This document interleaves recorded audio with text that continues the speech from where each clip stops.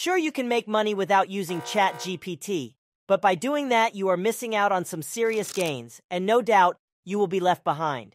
One way to make money using ChatGPT that definitely will take off in 2023 is 1.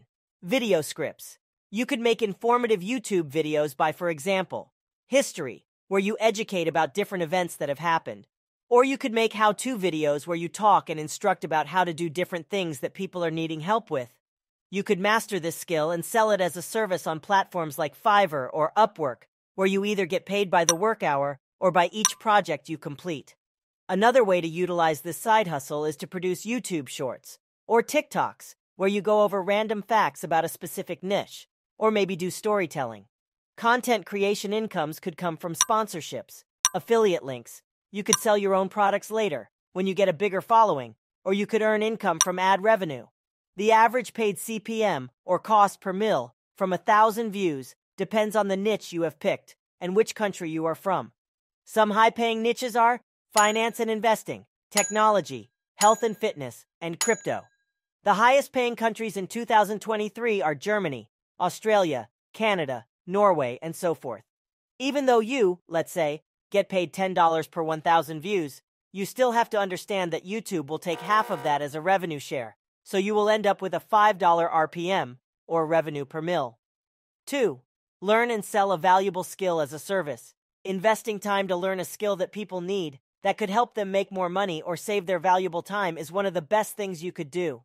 When it comes to learning a skill, ChatGPT could help to some degree, but not as much as doing research on YouTube or other platforms. There are an infinite amount of skills you could learn. You just have to choose one and spend time learning it to become a master. Some skills to learn and sell could be graphic design, digital marketing, search engine optimization, or programming.